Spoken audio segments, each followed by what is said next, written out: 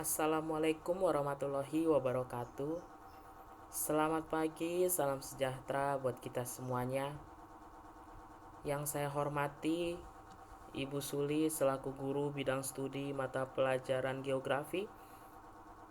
Yang saya hormati semua teman-teman kelas 12 IPS 3 dan kepada para pemirsa yang melihat video presentasi saya yang saya buat ini.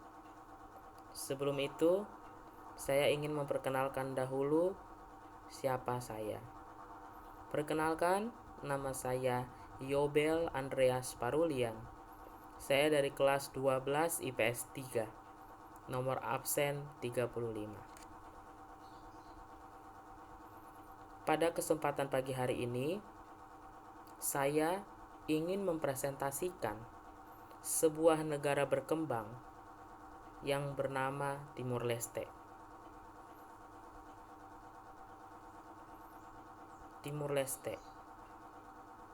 Sebelum itu, saya akan memperkenalkan dahulu bagaimana sejarah terbentuknya dari Timur Leste ini. Republik Demokratik Timur Leste juga disebut Timor Larosa, yang sebelum merdeka bernama Timor Timur, adalah sebuah negara kecil di sebelah utara Australia dan bagian timur Pulau Timor. Selain itu, wilayah negara ini juga meliputi Pulau Kambing, Atauro, Jako, dan enklave Auskas Abeno di timur barat. Timor dijajah oleh Portugal pada abad ke-16 dan dikenal sebagai Timor Portugis pada tahun 28 November 1975. Ketika Front Revolusi Kemerdekaan Timur Leste atau yang dikenal dengan Front-Thailand mengumumkan kemerdekaan wilayah tersebut, 9 hari kemudian Indonesia melakukan invasi dan kemudian menganeksasi Timor Timur. Timor Timur dinyatakan sebagai provinsi ke-27 oleh Indonesia pada tahun berikutnya. Jadi ketika pada tanggal 28 November 1975 tadi, 1 tahun berikutnya barulah dinyatakan bahwa Timur Leste ini sebagai provinsi resmi ke-27 oleh Indonesia. Jadi bukan pada tahun pas dijajahnya, tapi setelah 1 tahun kemudian. Pendudukan Indonesia di Timur Timur ditandai konflik yang sangat keras selama beberapa dasawarsa antara kelompok separatis, khususnya Front-Thailand dan militer Indonesia.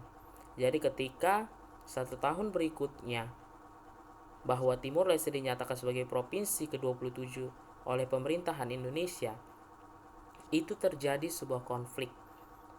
Berarti ada sesuatu hal atau kontroversi antara bangsa Indonesia dengan kelompok separatis, yaitu tadi yang disebut dengan Front-Thailand. Pada tanggal 30 Agustus 1999, dalam sebuah referendum yang disponsori oleh PBB, mayoritas rakyat Timor Timur memilih untuk lepas dan merdeka dari Indonesia. Jadi pada saat itu, pada tanggal 30 Agustus 1999, di dalam sebuah referendum PBB, jadi Timor Timur ini menganggap untuk melepaskan diri dari Indonesia, dan dia mau merdeka sendiri sebagai negara yang berdaulat. Segera setelah referendum, milisi anti kemerdekaan Timor Leste yang diorganisir dan didukung oleh militer Indonesia memulai kampanye militernya Bumi Hangus. Milisi membunuh sekitar 1.400 rakyat Timor Timur dan dengan paksa mendorong 300.000 rakyat mengunjungi ke Timor Barat. Mayoritas infrastruktur hancur dalam gerakan militer ini. Pada saat itu sudah jelas Karena adanya konflik, maka segala infrastruktur atau fasilitas yang ada pada saat itu hancur. Pada tanggal 20 September 1999, Angkatan Udara Internasional untuk Timor Timur ini atau Interfleet dikirim ke Timor Timur untuk mengakhiri kekerasan. Setelah masa transisi yang diargonisi oleh pemerintahan bangsa-bangsa, Timor Timur dilakui secara internasional sebagai negara dan secara resmi dari Indonesia pada tanggal 20 Mei 2002. Sebelum bernama Provinsi Timor Timur, ketika menjadi anggota PBB, mereka memutuskan untuk memakai nama Portugis, yaitu Timor Leste sebagai nama resmi. Jadi ketika sudah diakui, namanya itu bukan Timor Timur lagi, melainkan Timor Leste. Jadi ketika saat itu pun sudah jelas bahwa dia sudah menyatakan melepaskan diri dari Indonesia. Nah, kalau kita lihat di sini, kita perhatikan, ini adalah gambar bendera yang diisi ada warna kuning, hitam, merah, bahkan ada lambang bintang kecil di warna hitam itu. Semboyannya itu yang bisa dilihat Unidad Exo Progress atau bahasa Indonesia Persatuan, Tindakan, dan Kemajuan. Lagu kebangsaannya sendiri yaitu Portugis atau Tanah Air. Kalau kita lihat di sebelahnya, ibu kota dari Timor Leste sendiri yaitu adalah Dili.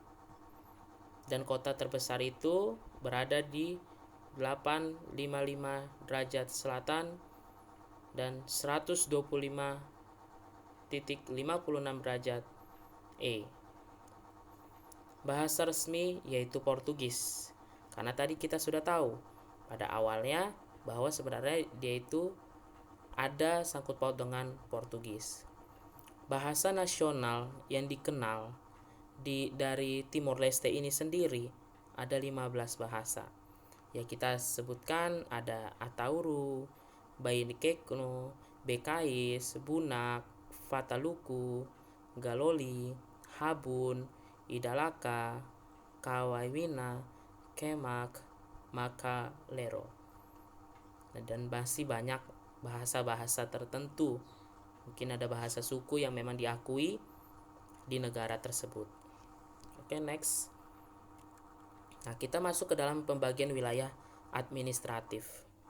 Jadi, sebelum itu saya bacakan dulu. Pembagian administratif Timor Leste terdiri atas 4 tingkat hierarkis. Tingkat pertama terdiri atas 13 municipalities atau kota madya, dahulu disebut dengan distrik. Oke. Tingkat kedua terdiri atas 65 pos administratif, dahulu disebut subdistrik. Next, tingkat ketiga terdiri atas 452 suko yang terbentuk dari beberapa aldeia. Selanjutnya, tingkat keempat terdiri atas 2.233 aldeias. Jadi, pembagian wilayah administratif dari Timor Leste sendiri bermacam-macam dan penyebutannya pun beda dengan yang biasa kita kenal. Kalau di sini ada distrik, ada subdistrik. Kalau yang biasa kita kenal di negara Indonesia khususnya, kita disebut dengan kota atau biasa disebut dengan kabupaten dan lain sebagainya. Next. Nah, kita lihat secara letak geografis. Selain dilihat berdasarkan garis yang membagi bumi menjadi bagian utara dan selatan serta timur dan barat atau dikenal dengan letak astronomis, suatu negara juga bisa dilihat berdasarkan kenampakan kenyataannya di bumi. Jadi kenampakan nyata wilayah itu di bumi. Nah, kenampakan nyata suatu negara di bumi inilah yang dikenal dengan letak geografis. Jika dilihat dari geografis atau berdasarkan letak geografisnya, negara Timor Leste dibatasi oleh beberapa fitur geografis dan berbatasan langsung dengan negara lain seperti yang dijelaskan. Kalau kita lihat di situ sudah saya tulis dalam PPT, di sebelah utara itu berbatasan langsung dengan Selat Banda, Pulau Wetar, dan Pulau Alor di Indonesia. Kalau kita lihat di sebelah selatan, itu langsung berbatasan dengan negara Australia dan Selat Timor. Tadi sudah ada di penjelasan awal. Di sebelah barat, itu berbatasan dengan Kabupaten Kupang, Nusa Tenggara Timur. Dan di sebelah timur berbatasan dengan Kepulauan Leti. Jadi, Timor Leste sendiri ini sebenarnya berbatasan itu banyak dengan daratan. Karena memang ini adalah kalau kita lihat di peta yang ada di sini, ini adalah satu pulau utuh sebenarnya. Tapi karena memang dia pada saat itu terjadilah sebuah konflik, menyatakan pisah dan menyatakan sebagai negara yang merdeka yang diakui pada saat itu. Next. Kita lihat secara letak astronomis Timor Leste. Di situ sudah saya tulis letak astronomis Timor Leste, yaitu secara astronomis suatu wilayah yang bisa dilihat dari posisinya pada garis bujur dan garis lintang. Letak negara berdasarkan kedua garis ini nantinya bisa menimbulkan terjadinya perbedaan waktu dan kondisi bahkan iklim. Kalau kita lihat iklim di situ di suatu negara tersebut. Sebut saja contohnya di Indonesia yang terletak pada dua garis bujur membuat Indonesia memiliki wilayah waktu yang bervariasi. Hal ini jugalah yang berlaku pada Timor Leste. Secara astronomis, Timor Leste atau Timor Timur berada pada posisi sebagai berikut. Kita lihat, berdasarkan garis lintang, Timor Leste berada pada 8 derajat lintang selatan sampai 10 derajat lintang selatan. Sedangkan berdasarkan garis bujurnya, Timor Leste berada pada 124 derajat bujur timur sampai 127 derajat dan bujur timur. Jadi, secara astronomis juga bisa mempengaruhi waktu dan iklim. Kalau kita lihat contohnya tadi sudah diberikan Indonesia. Indonesia jelas terbagi menjadi 3 waktu yang berbeda.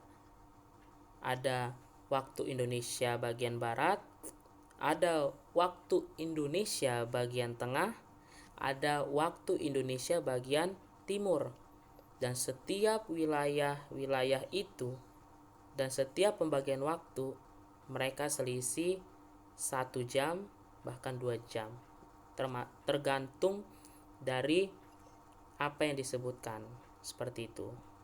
Selanjutnya, kalau kita lihat letak geologisnya dari Timor Leste, karena terletak di suatu kawasan dengan Indonesia, maksudnya kawasan Indonesia itu satu gitu, tadi satu kepulauan atau daratan gitu. Letak geologis Timor Leste juga tidak jauh berbeda dengan letak geologis di Indonesia.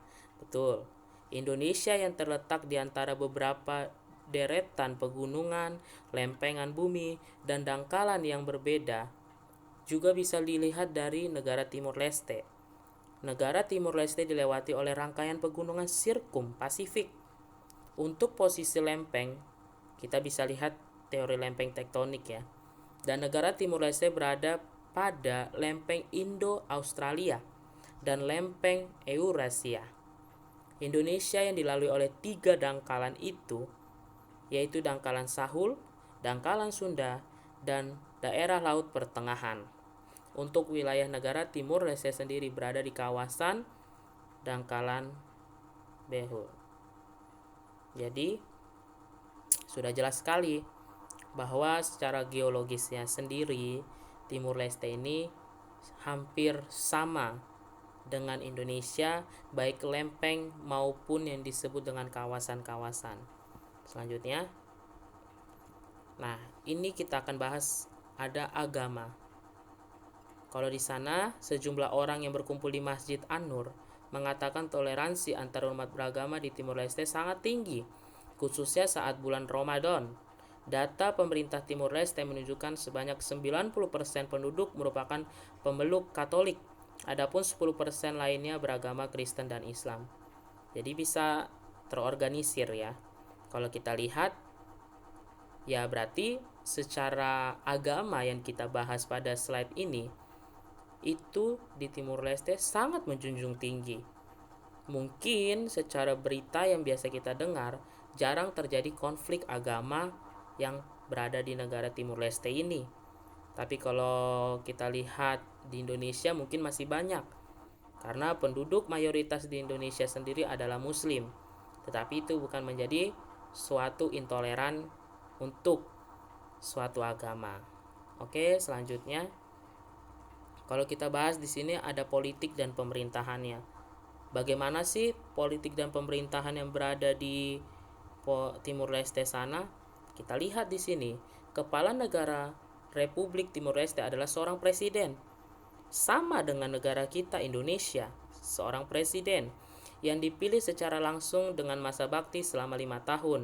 Sama, Indonesia pun kalau kita lihat, jabatannya itu dipilih secara pemilu atau langsung. Bahkan bisa 2 periode, 1 periode 5 tahun. Meskipun fungsinya hanya seremonial saja, ia juga memiliki hak veto undang-undang. Perdana Menteri dipilih dari pemilihan multipartai dan diangkat atau ditunjuk dari partai mayoritas, sebuah koalisi mayoritas. Jadi Perdana Menteri di Timor Leste itu dipilih dari sebuah partai yang memang mayoritas atau pengikutnya banyak secara orangnya atau yang berada di dalam organisasi koalisi partai politik. Parlemen Timor Leste hanya terdiri dari 1 kamar saja dan disebut Parlamento Nasional. Anggotanya dipilih untuk masa jabatan selama 5 tahun. Jumlah kursi di parlemen antara 52 dan 65, tetapi saat ini berjumlah 65. Undang-Undang Dasar Timor Leste didasarkan Konstitusi Portugal. Sudah jelas bahwa konstitusi atau undang-undang yang berada di Timor Leste itu kurang lebih sama dengan Portugal. Angkatan bersenjata Timor Leste adalah Valintil FDTL atau disebut dengan VDTL, sedangkan angkatan kepolisiannya adalah PNTL, Politia Nasional Timor Leste. Ini secara politik dan pemerintahannya, dari tertinggi sampai kepada pihak keamanannya, tadi sampai kepada kepolisian Timor Leste sendiri. Next, kita bisa lihat secara ekonomi. Di sebuah negara tidak luput dari ekonomi juga. Kita lihat Timor Leste salah satunya. Pertumbuhan ekonomi Timor Leste terbilang masih lambat dibandingkan negara-negara Asia Tenggara. Timor Leste berada di peringkat 152 negara sebagai negara termiskin di dunia dari 193 negara. Sudah sangat jelas bahwa Timor Leste secara ekonomi memang tidak mendukung. Selain amat tergantung secara politik kepada mantan penjajah Portugal, Timor Leste mengadopsi mata uang dolar Amerika Serikat sebagai mata uang resmi negaranya yang mengakibatkan daya beli rakyat jauh menurun dibandingkan ketika masih menjadi provinsi Indonesia. Memang, kalau kita mengikuti mata uang dolar, salah satunya tadi yang disebut dengan Amerika Serikat, itu tingkat mata uang itu sendiri berpengaruh terhadap daya beli dan daya jual yang ada di negara tersebut. Pada November 2007, terdapat 11 kecamatan di mana kebutuhan makanan harus dipasok oleh bantuan internasional. Tidak ada hukum perlindungan hak cipta di Timor Leste pada saat itu. Salah satu proyek jangka panjang menjanjikan yang pernah ada adalah pengembangan dan eksploitasi minyak bumi dan gas alam bersama dengan Australia di sebelah tenggara perairan Timor.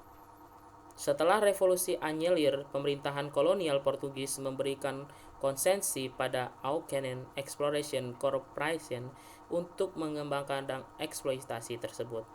Namun hal ini gagal terlaksana. dikarenakan oleh operasi Zeroja pada tahun 1976. Kemudian setelahnya sumber daya dibagi antara Indonesia dan Australia dengan perjanjian Celah Timur pada tahun 1989. Saat ini 3 bank asing memiliki cabang di Dili, atau tadi kita lihat Dili itu adalah pusat ibu kota di Timur Leste itu, yaitu ANZ National Bank, Banco Nacional Ultramarino yang merupakan anak perusahaan, dan bank terbesar Portugal Caixa Geral de Depósitos, dan ada Bank Mandiri.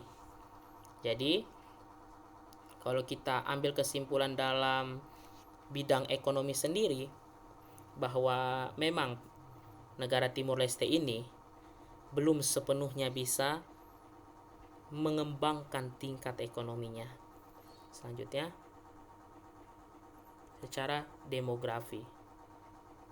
Di situ sudah jelas ada saya buat suatu perbandingan populasi. Itu tahun 2017. Kita lihat pada tahun 2005 penduduk Timur Leste diperkirakan berjumlah 1.48.880 jiwa.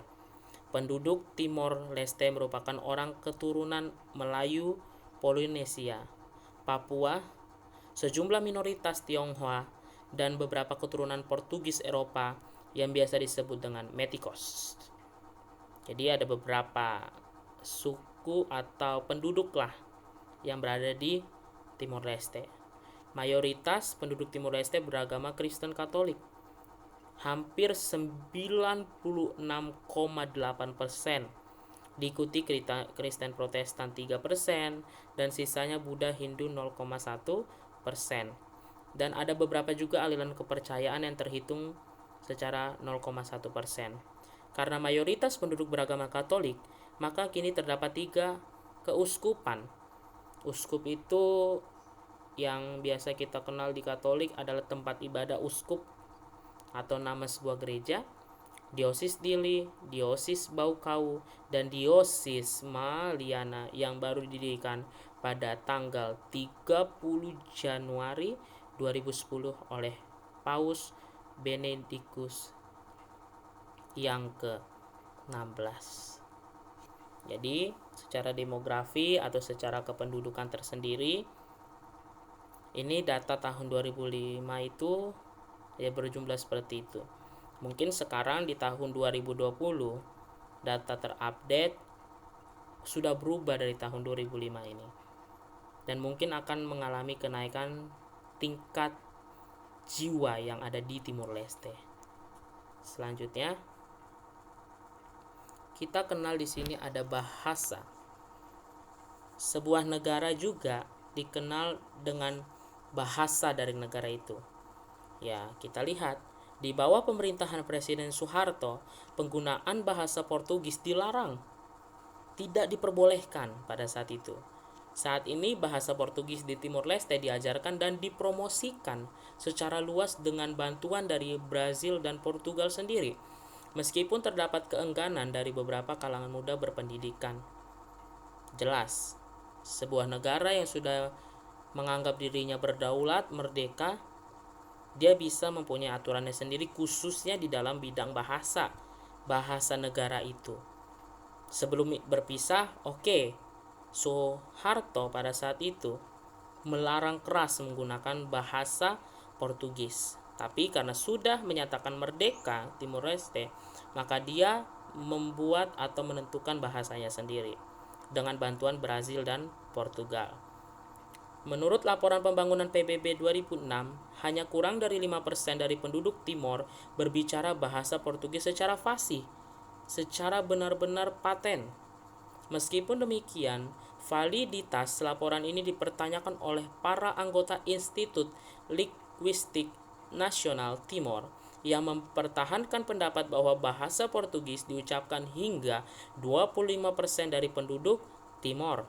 Seiring dengan bahasa lokal lainnya, bahasa Tetum merupakan bahasa yang paling umum digunakan untuk berkomunikasi atau bahasa sehari-hari. Dan sementara itu bahasa Indonesia masih banyak digunakan di media dan sekolah dari SMA hingga perguruan tinggi. Jelas, karena dahulu sebenarnya Timor Leste adalah bagian dari NKRI. Sebagian besar kata dalam bahasa Tetum berasal dari bahasa Portugis, tetapi juga terdapat kata-kata sarapan dari bahasa Indonesia. Contohnya adalah notasi bilangan. Maksudnya sarapan itu adalah campuran dari bahasa Indonesia. Selanjutnya, ini ada sebuah peta negara. Inilah, jadi kalau kita lihat di situ Timor Leste ada kalau kita lihat di situ ada Dili, yaitu ibu kotanya, dan itulah tampak wilayah dari negara Timor Leste yang tadi telah kita dengarkan dan saya jelaskan. Di situ ada terbagi-bagi wilayah-wilayahnya. Dan selanjutnya ada soal esai. Dan sekian, terima kasih.